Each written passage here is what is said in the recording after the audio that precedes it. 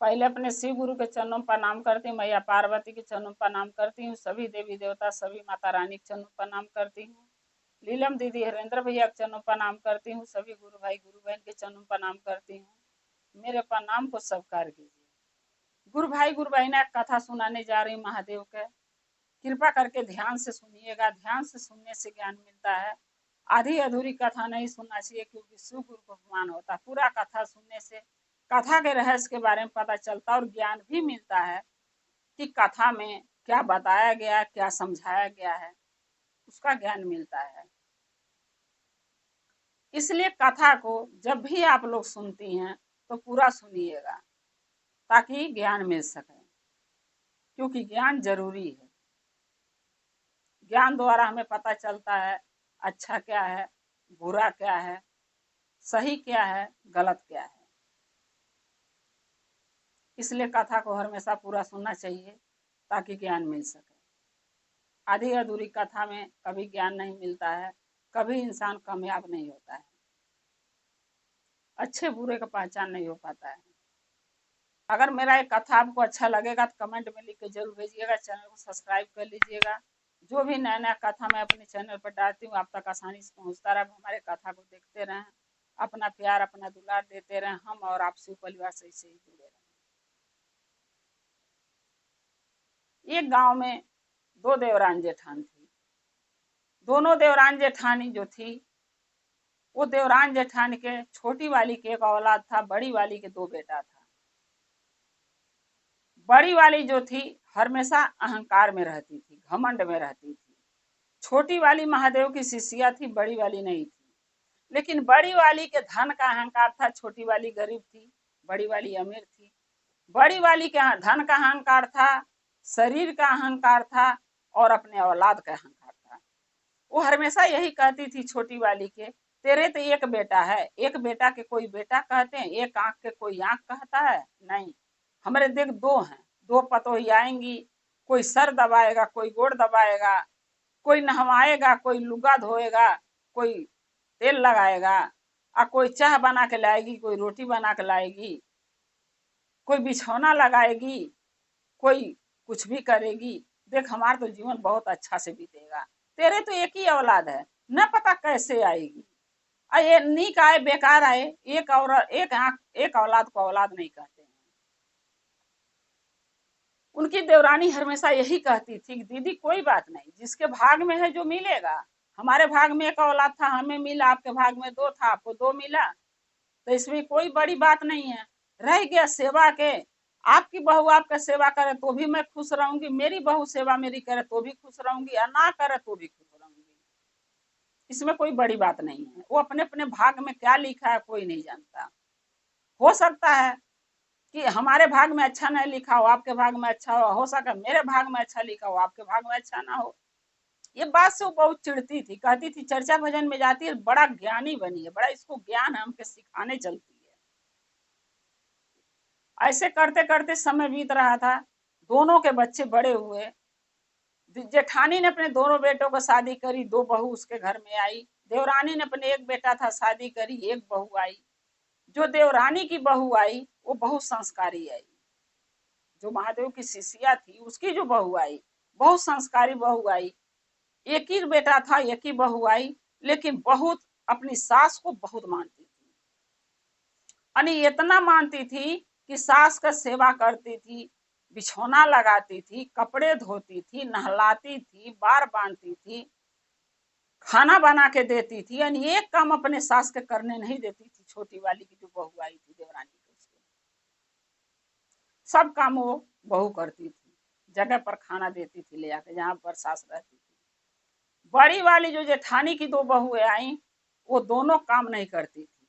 सारे काम इसकी जेठानी करती थी, झाड़ू पोछा बर्तन कपड़ा लत्ता सब करती थी, खाना पीना सब बनाती थी, और उनके खाना भी परोस के लाके बेडों पर ये देती थी। ये बात जो जब देखी बड़ी वाली जो जेठानी उसकी है, गुरु बहिना का है, उसकी जेठानी देखी कि हमारे देवरानी की एक ही बेटा था, एक ही बहू आई और सारा काम वो करती है। हमारी देवरानी की जोन बढ़िया बैठा खिलाती भी है, खाना भी जगह पर मिलता है। हमारे दो बहुएं आई कितना मेरे पास अहंकार था, मेरे दो बहू आएंगी तो सारा काम करेंगी, मुझे जगह पर खाना मिलेगा। ये दोनों तो निकम्मी आ गई, करती नहीं है, सारे काम मुझे करना पड़ता है, जैसे पहले करती थी आप भी कर रही हैं।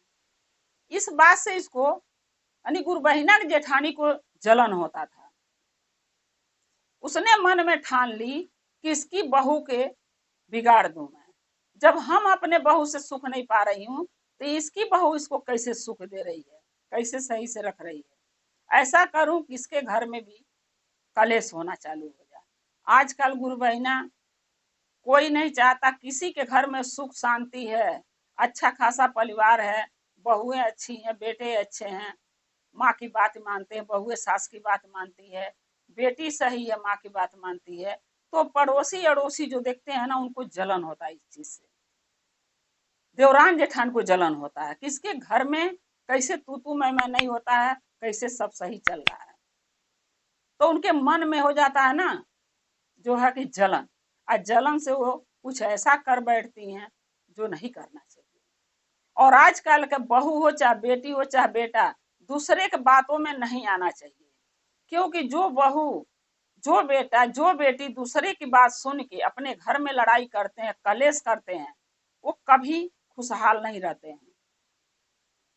क्योंकि शिव महापुराण के कथा में यही वर्णन किया गया है कि जब घर में कलेश होता है तो घर से हर चीज भग चल जाता, दूर हो जाता है, सुख शांति दूर हो जाती है, लक्ष्मी दूर हो जाती हैं, जो अन्नपूर्णा है ये भी दूर हो जाती हैं। इसलिए घर में कभी दूसरे के बात सुन के घर में अपने कलेश नहीं करना चाहिए। सब बहुओं के सीख लेना चाहिए इस कथा से, जो मैं कथा आज कर रही हूँ, बता रही हूँ। इस कथा से सभी बहुओं के ज्ञान लेना चाहिए कि इस कथा में क्या बताया गया है, क्योंकि शुरू से अंत तक जब देखेंगी तो कथा समझ में आ जाएगा कि दूसरे की बातों में नहीं आना चाहिए। दूसरे की बातों में जो आता है वो अपने पैर पर ही कुड़ाड़ी मारता है, अपना ही घर तोड़ देता, अपना ही घर बर्बाद कर देता है। क्योंकि चार लकड़ी जब एक साथ होती है, मोटरी बांध दो रस्सी से, उसको तोड़ो तो नहीं टूटेगा। और जब वही चार लकड़ी के चार जगह कर दो और एक एक करके तोड़ो तो आसानी से टूट जाता। उसी तरीके परिवार है, जब हम इकट्ठा रहते हैं तो हमें लोग तोड़ने की कोशिश करता है, क्योंकि हम टूट नहीं सकते, क्योंकि एकजुट है। और जब वही हम अलग हो जाते हैं तो नात हो, रिश्तेदार हो, भाई पर्दार हो, अड़ोसी पड़ोसी बहुत आसानी से हमको तोड़ देते हैं, क्योंकि हम अलग हैं, एक एक लकड़ी अलग हो गई है। और जब लकड़ी इकट्ठा होती है तो कोई नहीं तोड़ता। इसलिए इकट्ठा रहना चाहिए, क्योंकि जो चीज एक में रह के हम कर लेते हैं, बना लेते हैं, किन लेते हैं, हो जाता है, वो अलग होके जल्दी नहीं होता है। जो चीज हम एक में रह के 2 साल में कर लेंगे, वो चीज अलग होने के बाद 5 साल 6 साल 7 साल लग जाएगा, लेकिन हम कर नहीं पाते हैं। ये सीख सब बहुओं के लिए जरूरी है देखना इस कथा को, कि सीख मिल सके, उनको ज्ञान मिल सके। अब जो उसकी जेठानी थी वो आके जब ये शिव चर्चा में गुरु बहिना चली जाती थी तो वो आके उसकी बहू को सिखाती थी कि देख ना, मैं तो मेरी बहुएं आई हैं, फिर भी बहू हमारे सारे काम करना चाहती हैं, लेकिन मैं करने नहीं देती हूँ। अरे बहू काम करने थोड़ी ना आई है, बहू तो घर की लक्ष्मी है, बहू तो घर में बैठना चाहिए। हम लक्ष्मी को लाए हैं तो लक्ष्मी से काम थोड़ी न कराए हैं, कराएंगे। देख ना, मैं सारा काम घर का करती हूँ, झाड़ू से लेकर पोछा तक, बर्तन तक, मेरी बहुएं बैठी रहती हैं। एक तू कैसी बहू है, तेरी सास कैसी है कि चर्चा में चली जाती है, तुझे सारे काम छोड़ देती, तू सारा काम करती है और रानी महारानी के लेखा चर्चा में घूमती है, नाच गाना देखती है, सीखती है। अब देखिए गुरु बहिना, जब कोई रोज रोज जाके कि इंसान का कान भरता है तो इंसान भी ऐसा मूर्ख इंसान आजकल है, चाहे किसी बहू भैली, चाहे बेटा चाहे बेटियां, इतनी मूर्ख हैं कि दूसरे बात जरूर वो सीख जाते हैं। अच्छा राह सिखाओ तो नहीं सीखेंगे, लेकिन गलत बात कोई सिखाएगा पट से सीख जाती है। वो भी सीख गई कि ये तो सही मेरी बड़ी सास बोल रही है, मेरी सास सच में गलत है, मेरी सास चर्चा में चली जाती, घर का काम नहीं करती है, ये देखो मेरी बड़ी सास को घर का सारा काम करती है, ये तो अच्छी सास है, मेरी सास तो बुरी है। यानी उसको अपनी सास बुरी नजर आने लगी और बड़ी सास अच्छी नजर आने लगी। अब ये बात बहू जो है अपने सास से बोली, यानी गुरु बहिना की बहू अपने सास से बोली, बोली माँ जी कहाँ जा रही हैं? और वो बोली चर्चा में जा रही हूँ। रोजे जाती हूँ मैं। बोली नहीं, आज से आप चर्चा में नहीं जाएंगी, घर का सारा काम करेंगी। गुरु बहिना बोली क्यों, आज तक तो तुम कर रही थी, आज ऐसा क्यों बोली हो बहू। तब कह रही है, देखिए ना, बड़ी जेठान आपकी जो है यानी बड़ी सास हमारी, वो घर का सारे काम, झाड़ू पोछा बर्तन सब कुछ करती हैं, खाना पीना सब बनाती हैं, बहुओं की जगह पर खाना देती हैं, कितनी अच्छी वो सास हैं। और आप तो नहा धो के पूजा करके चर्चा में चली जाती है, एक भी काम नहीं करती हैं। आपको भी करना चाहिए ना, उनसे सीखना चाहिए। तब गुरु बहिना बोली कि देखो बहू, जो तुम्हें ज्ञान दे के गई है, पहली बात तो ज्ञान गलत है, और तुम गलत ज्ञान लेके हमको ज्ञान दे रही हो। तो मेरी बात भी सुन लो। बहू शादी करके लोग क्यों लाता है कि बुढ़ापे में सुख मिलेगा, माँ आएगी, दुख और बनाएगी, खिलाएगी, घर का काम करेगी, घर संभालेगी, तो मैं चर्चा भजन में जाके महादेव का गुणगान करूंगी और दया मांगूंगी झोली फैला के परिवार के लिए, हमारे बाल बच्चे बेटा बहू सब खुश रहे। तुम ऐसी बातें कर रही हो। बोली नहीं, जो भी हो जाए, आप आज से चर्चा में नहीं जाएंगी, घर का काम करेंगी।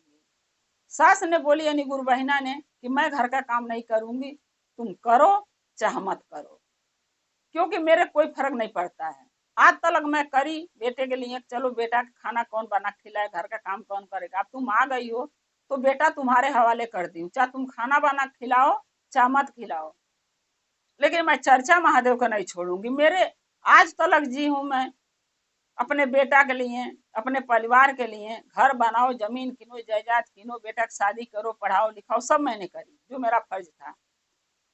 लेकिन अब जो थोड़ी सी उम्र आजीवन हमारा बचा है, ये महादेव के लिए है। मैं अब घर का काम नहीं करूंगी, महादेव के चर्चा भजन में जाऊंगी, तुम्हें जो करना है करो, कह के चली गई। अब जब बेटा गुरबैना का ड्यूटी से आता था तो रात को कान, बहू रात भर कान भरती थी उसकी, तुम्हारी माँ ऐसी है, तुम्हारी माँ वैसी है। लड़का बोला, देख मेरी माँ तो आज से नहीं चर्चा में जाती है, मैं छोटा सा था तब से मैं देख रहा हूँ, तो आज तुझे बुरा क्यों लग रहा है, इतना दिन से तू आई, आज तक तुझे बुरा नहीं लगा, अब क्यों लग रहा। बोली क्यों नहीं लगेगा, वो तो देखो तुम्हारी बड़ी माँ जो है वो घर का सारे काम करती हैं, और तुम्हारी माँ एक भी काम नहीं करती है। उनकी नहीं दो दो बहुएं आई हैं, फिर भी वो काम करती हैं। हम तो अकेली हूँ, फिर भी हमारी सास काम नहीं करती है। आप अपनी माँ को बोलो काम करने के लिए। लड़का बोला, ये बात तो मैं नहीं कर पाऊंगा, क्योंकि माँ को कोई बेटा कहे कि माँ बर्तन मांज, माँ घर लीप, माँ झाड़ू लगाओ, माँ कपड़े धो, माँ खाना बनाओ, तो ये मैं नहीं कर पाऊंगा, क्योंकि वही माँ हमें बचपन से मैं देखा हूँ कि मेरा सेवा करी है। आज मेरी माँ बूढ़ी हो रही है तो माँ का सेवा करना मेरा फर्ज है, तो माँ के मैं बोलूँ कि तुम बुढ़ापे में काम करो घर का, मैं नहीं कर पाऊंगा। अब ये सोच ली कि बेटा भी मेरी बात में नहीं आ रहा, मैं क्या करूं। फिर वो आके इसका कान भरती थी कि तू उसके धमकी दे कि नहीं मानोगे तो मैं अपने मैके चली जाऊंगी। अब लड़का को धमकी लगी देने, अपने पति को, गुरबैना की बहू छोटी वाली के, कि अगर नहीं मेरी बात मानोगे तो मैं मैके चली जाऊंगी। फिर भी वो अनदेखा करता रहा। लेकिन एक ही बात रोज रोज जब कान में भरा जाता है ना गुरबैना, तो बेटे जो है ना उनकी भी मति बदल जाती है, उनको भी यकीन होने लगता है मेरी बीवी सही है, मेरी माँ गलत है। थोड़ी देर के लिए वो भी सोच लिया कि मेरी माँ गलत है। तब उसकी बहू बीवी बोली कि अगर नहीं घर का काम करती हैं तो इनको ऐसा करो कि गंगा स्नान कराने के ले जाओ और नदी में इनको धक्का मार देना, वही में बह जाएंगी, मर के चली जाएंगी, झंझट खत्म हो जाएगा। लड़का भी उसकी बातों में आ गया। जो माँ 9 महीना लेके पेट में ढोई, अपने खून से सींची, उसको दुख उठा के कष्ट उठा के जन्म दी, ओस पाल के बड़ा करी, रात रात भर जो माँ जगती है। बच्चे बाथरूम कर देते हैं तो माँ बाथरूम पर सो जाती है, बच्चे के सूखे में सुताती है।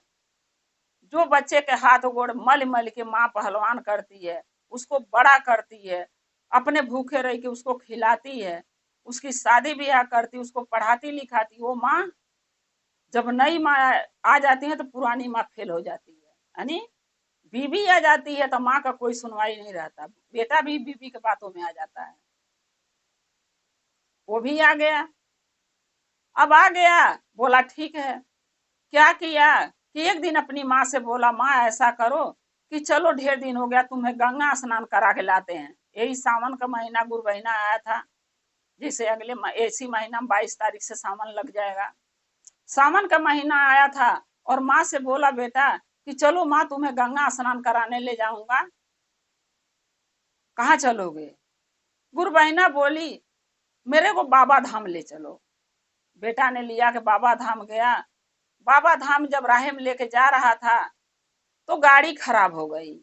जिस गाड़ी से जा रहे थे माँ बेटे, सब वहां पर जितने भी यात्री जा रहे थे सब उतर गए, गाड़ी खराब हो गई। कोई कोई साधन करके सब गया। गुरबहिना ने बेटा से बोली, क्योंकि जब बहू बोल रही थी कि अपनी माँ के लेकर नदी में ढकेल देना, तो गुरबहिना अपनी बहू बेटा की बातें सुन ली थी। लेकिन उनको सब पता था कि मेरा बेटा ले जा रहा नदी में ढकेल देगा बाबा धाम में, लेकिन तो ये कुछ बोली नहीं। लेकिन जब वो गाड़ी खराब हो गई, लड़का गाड़ी ढूंढने लगा, तो गुरबहिना बोली बेटा थोड़े दूर तो और जाना बाबा धाम, ऐसा करते हैं पैदल चले जाते हैं, कुछ तुम अपनी दिल की बातें कहना और बेटा कुछ मैं भी अपने दिल की बातें तुमसे कर लूंगी, क्योंकि घर पे तो हो नहीं पाती है, तुम ड्यूटी चले जाते हो, रात को आते हो, सो जाते हो, कुछ अपने दिल की बातें तुमसे कर नहीं पाती हूँ बेटा। ऐसे करो पैदल चलते हैं, एक दूसरे का दुख बतियाएंगे, एक दूसरे का दुख सुनेंगे। लड़का बोला कोई बात नहीं, चलो पैदल चलते हैं। जाते जाते रास्ते में गुरबहिना बोलने लगी कि बेटा एक बात कह रही हूँ, ध्यान से सुन लो बेटा। बेटा जब तुम छोटे थे तो बहुत मेहनत से बेटा मैं पाली, बहुत दुख उठा के तुम्हें जन्म दी, बहुत मेहनत से पाली। तुम्हारे पिताजी छोटे थे तभी गुजर गए। तुम्हें इतने मेहनत से पाली, दूसरे घर में बर्तन माजी, झाड़ू लगाई, तुम्हें पोस पाल के बड़ा करी। रात रात भर मैं सोई, तुम जागते थे तो मैं सोती नहीं थी, मैं जागती थी तुम सोते थे। तुम्हें दुख होता था तो मेरा आत्मा दुखता था। यही सोचती थी कि खाऊंगी नहीं लेकिन बेटे की दवाई जरूर कराऊंगी। बेटा कभी एक हफ्ता तो सुखी नहीं रहते थे, हमेशा दवाई दवाई पर रहते थे। इतनी मुसीबत उठा के बेटा पाली पोसी बड़ा करी कि एक दिन बेटा सियान होगा तो मेरा दुख दूर होगा। सो बेटा बहुत लाड़ प्यार से तुम्हें पाली हूँ, मुझे दुख मत देना बेटा, मुझे कष्ट मत देना, क्योंकि मैं तुम्हारा दुख और तुम्हारी बातें सह नहीं पाऊंगा बेटा, मर जाऊंगी मैं। तब लड़का कह रहा माँ कौन तुम्हें दुख दे रहा, कोई नहीं दे रहा है, चिंता मत करो। करते करते बातें बाबा धाम तक दोनों माँ बेटा गए। रास्ते में लड़का को बहुत अपने आप पर अफसोस होने लगा माँ का बात सुन के, कि मेरी माँ सही तो कह रही है, मैं क्या करने जा रहा हूँ। माँ को तीर्थ धाम कराता तो मुझे पुण्य मिलता, लेकिन बीवी की बात मान के मैं माँ से झूठ बोल के बाबा धाम ले जा रहा हूँ, माँ के नहलाने के लिए, बाबा के जल चढ़वाने के लिए। और मैं क्या करने जा रहा हूँ, माँ के ये सोच के आया हूँ बीवी से बोल के माँ के नदी में ढकेल दूंगा जब नहाने जाएगी तो। मैं कितना बड़ा पापी हूँ। जो माँ मेरे के लेके 9 महीना पेट में ढोई पोस पाल के बड़ा करी, जवान करी, अपने गीले पर सोई, हमके सूखे में सोआई। जो माँ भूखे रही के मुझे खिलाई, मुझे दूध पिलाई, पढ़ा लिखा के लायक बनाई, गज कमा के खा सकता हूँ, शादी ब्याह करी, वो माँ के मैं नदी में ढकेलने जा रहा हूँ। मैं कितना बड़ा अमहक हूँ। यानी लड़का को बुद्धि हो गई कि ये गलत है, जो मेरी बीवी बोली ये गलत बोली है, मैं माँ को ऐसा माँ के साथ नहीं कर सकता। बाबा धाम माँ बेटा दोनों पहुंचे। वहां जाने के बाद गुरबहिना बोली बेटा तुम जाके नहा आओ। लड़का बोला नहीं माँ पहले तुम नहा लो, तुम बड़ी हो, तुम्हें नहाना जरूरी है, तब मैं नहाऊंगा।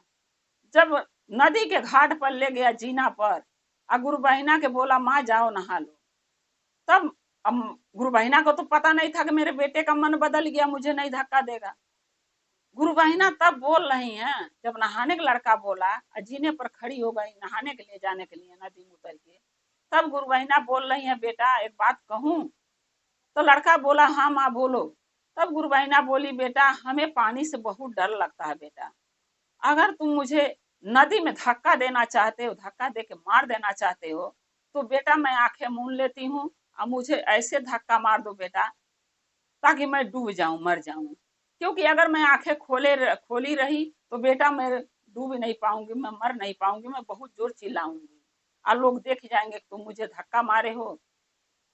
लोग यही कहेंगे कैसा औलाद है निकम्मा, कि जो माँ इतना बड़ा दुख उठा के पोसी पाली है, लायक बनाई है, कामयाब बनाई, जवान करी पोस पाल के, तौने माँ के कितना नालायक बेटा अपनी माँ को नदी में ढकेल दिया। सो बेटा आंख मूंद लेती तब मुझे धक्का मारना, और धीरे से मारना बेटा, ताकि मुझे चोट ना लगे पानी का।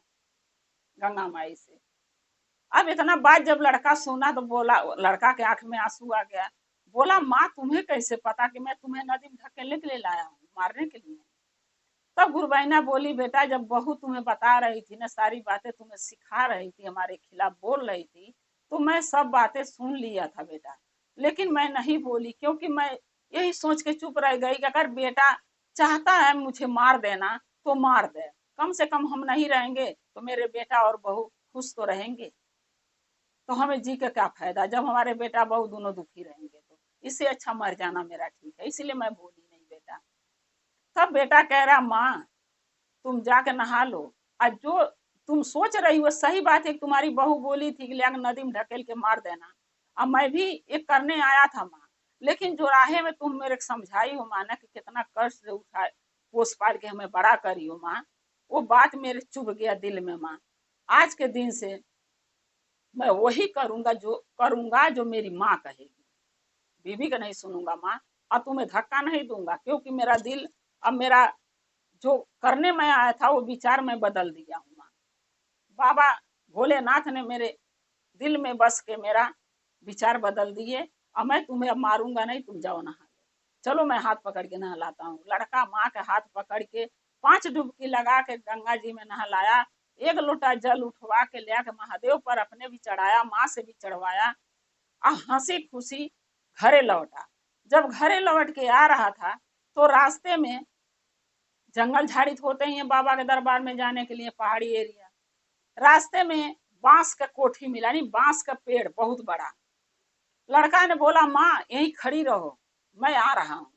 एक आदमी से बांस एक आदमी काट रहा था, उससे चक्कू मांगा, और एक बांस का लकड़ी इतना बड़ा लड़का काट के और माँ के पास लेकर आया। जब माँ बोली, गुरबहिना बोली बेटा ये लकड़ का क्या करोगे, बांस का डंडा का? तो लड़का बोला माँ क्या करूंगा, आपको घरे चल के पता चल जाएगा, मैं यहाँ नहीं बताऊंगा आपको, आप चल के अपने आंखों से देखना, बताने की जरूरत नहीं पड़ेगी। गुरु बहिना समझ में नहीं आया, बोली ठीक है। घरे आया, जब घरे आया बहू ने देखी, यानी उसकी गुरु बहिना की बहू जब देखी बेटा अपने पति को कि अपनी माँ को लेके आ गया, इसको मारा नहीं है, नदी में ढकेला नहीं, ये तो साथ में लेकर आ गया, अब उसको बहुत गुस्सा आया बहू को।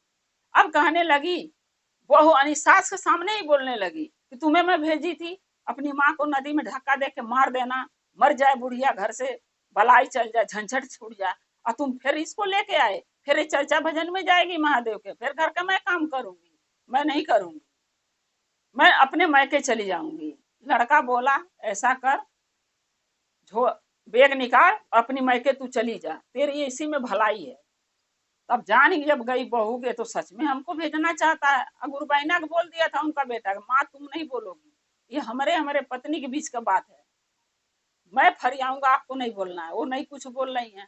लड़का बोला बेग ले अपने मैके जो, तेरे जैसे बीवी हमको नहीं चाहिए, नहीं जाएगी तो मैं छोड़ के आऊंगा, लेकिन तू जाएगी यहाँ नहीं रहेगी, आज के दिन से तू नहीं जाएगी तो भी मैं ले जाऊंगा जबरदस्ती। अब वो गुरुबहिना की बहू जान गई कि मेरा पति तो मैके छोड़ के रहेगा, मानेगा नहीं। तब कह रही है कि नहीं मैं नहीं जाऊंगी, मैं यहीं रहूंगी। अब क्या किया, वही डंडा उठाया और लगा धड़ाधड़ वो बांस के डंडा से खूब मारा, जितना हो पाया खूब मारा। गुरुबहिना छोड़ाती रह गई, एक भी नहीं माना।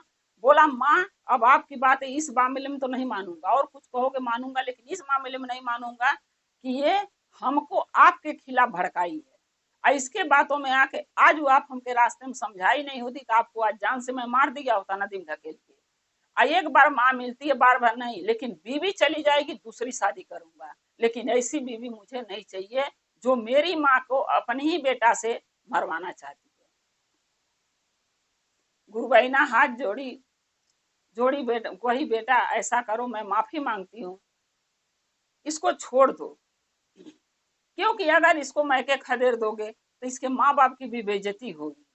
भले तुम कमा के दो ना दो यहाँ से, लेकिन देखवैया यही कहते हैं कि एक भी पैसा नहीं देता, कुछ करी होगी इसकी बेटी तभी तो आके मैके में रह रही है, इसके माँ बाप शर्म से डूब के मर जाएंगे बेटा। और यहाँ नहीं रहेगी तो लोग यही कहेंगे ना कि बेटा माँ की सुनता था, इसलिए माँ के बात माना और बीबी को घर से निकाल दिया। यहाँ भी भाई पर्दार हंसेंगे बेटा। सो तुम ऐसा मत करो। लड़का अपनी माँ की बात मान लिया और बीबी के समझा दिया कि आज के दिन से मेरी माँ के खिलाफ मेरे कान में एक भी बात मेरे सामने बोली तो मैं उसी टाइम तुझे यहाँ से खदेड़ दूंगा। आज के बाद मेरी माँ के खिलाफ एक भी बात मेरे सामने नहीं बोलेगी। चाहे मेरी माँ काम करे, मेरी माँ ना करे, मेरी माँ चर्चा में जा, भजन में जा, चाहे मेरी माँ दिन भर सोई रहे, लेकिन तू बोली नहीं, बोलेगी नहीं, मुझसे बुरा कोई नहीं होगा। बहू ने माफी मांगा। बहू को समझ में आ गया कि घर फोड़ने वाले बहुत मिलते हैं लेकिन घर जोड़ने वाले कोई नहीं मिलेगा। बहू ने उठाई, कुछ नहीं बोली। वही डंडा जो बांस का लड़का काट के ले गया था, जो अपनी बीबी को मारा था, वही बांस का डंडा उठाई और अपने बड़ी सास के घरे पहुंच गई। बहू ने उसकी छोटी वाली की बहू गुरबहिना की। अब पीछे पीछे गुरबहिना भी भाग के गई, बेटा भी गया कि क्या बात है, बड़की अम्मा घर क्यों जा रही है। अब जाके वहां बड़ी सास को डंडा डंडा लगी मारने, वो छोटी वाली की बहू गुरबहिना की लगी मारने। अब हाँ हाँ क्यों मार रही, क्या हुआ क्या हुआ। तब मार ली खूब, जब पीट पाट ली तब कह रही है यही हमारे कान भरी थी, बोली थी कि तेरी सास घर का काम नहीं करती, मैं सारा काम करती, मेरे दोनों बहू बैठी रहती है, देख मैं सारा काम करती, कितनी अच्छी बहू है, तेरी सास चर्चा में जाती है, तेरी सास अच्छी नहीं है, यही मेरा कान भरी थी, इसीलिए इसको मार रही है, इसी की वजह से मेरा घर बर्बाद हो रहा था। तब गुरुबहिना बोली कि देखो बहू, किसी की वजह से किसी घर नहीं बर्बाद होता, अपना घर हम खुद बर्बाद करते हैं। अगर इन्होंने जाके तुम्हारा कान भरी हमारे खिलाफ तो तुम मुझसे प्यार से पूछी होती, चाहे तुम्हें खुद अपनी दिमाग चलाई होती कि मेरी सास अगर चर्चा भजन में जा रही है तो अच्छे काम के लिए जा रही है, मैं नहीं जा रही हूँ, मेरी सास जा रही है तो अपने लिए भी, हमारे लिए भी, हमारे पति के लिए भी दया मांग रही है। महादेव के दया से तो हम कमा खा रहे हैं, सो हम दूसरे की बातें क्यों सुने। तुम्हारा जो फर्ज था तुम करती, मेरा जो फर्ज था मैं कर रही थी। तुम उनकी न बातें सुनती न घर में कलेश होता हमारे, तो उनकी बातें तो सुनी, तो गुनहगार तो तुम भी बनी हो, उनको क्यों मार रही हो। कहने वाला से सुनवैया अच्छा होना चाहिए, कहने वाला कुछ भी कहे लेकिन हम सही हैं तो अपना घर हम समेट के और बांध के रखेंगे, चलाएंगे, एक साथ रह के चलाएंगे। लेकिन गलती तुम्हारी है। बहू को अपनी गलती का एहसास हुआ, सास से माफी मांगी, पति से माफी मांगी। अब बोली आगे से काम नहीं करूंगी मैं। अब अम्मा जी चर्चा में जाइए, भजन में जाइए, आपके साथ साथ मेरे भी नाव का घोषणा करा दीजिए। मैं घर में रहती हूँ, काम धंधा करके बैठी रहती हूँ, कोई न कुछ आके कह देता है, उसकी बातें मेरे समझ में आ जाती है, घर की बातें भूल जाती हूँ कि अच्छा क्या बुरा क्या मेरे समझ में नहीं आता है। आज चर्चा भजन में आपके साथ मैं भी जाऊंगी, जैसे आपको महादेव का ज्ञान मिला है, आपको समझ में आता है अच्छा क्या बुरा क्या है, वैसे मैं भी चर्चा में जाके और ज्ञान महादेव के ले लूंगी और चर्चा भजन में जाऊंगी तो बाबा हमें भी ज्ञान देंगे, हमें भी बुद्धि होगा। गुरुबहिना ने अपनी बहू के नाम का घोषणा करा दी, बहू भी साथ में और सास भी, दोनों सास पतोई चर्चा में जाने लगी, महादेव का गुणगान करने लगी। अच्छा खासा उनका घर चलने लगा, परिवार खुशहाल हो गया, सब सुधर गई बहू। गुरुबहिना यही मैं आशा करती हूँ कि किसी के घर में अगर ऐसा हो रहा है तो ये हमारे कथा को, इस जो बहू घर में कलेश कर रही हैं, ये हमारे कथा को जरूर एक बार देखें, सुने और समझें कि मैं कथा में क्या बताई हूँ, क्या समझाई हूँ, उनको ज्ञान हो जाए और वो भी महादेव का चर्चा भजन करें, महादेव में जुड़ जाए और महादेव सबके उद्धार करें। महादेव का दया सब पर बना रहे, महादेव सबके साथ रहे। गुरुबहिना, मेरा ये कथा अच्छा लगा तो कमेंट में लिख के जरूर भेजिएगा, चैनल को सब्सक्राइब कर लीजिएगा कि जो नया नया वीडियो मैं कथा अपने चैनल पर डालती हूँ आप तक आसानी से पहुंचता रहे। आप हमारे कथा को ऐसे देखते रहें, अपना प्यार अपना दुलार देते रहें, हम और आप शिव परिवार से जुड़े रहें। हर हर महादेव, हर हर महादेव, जय शिव।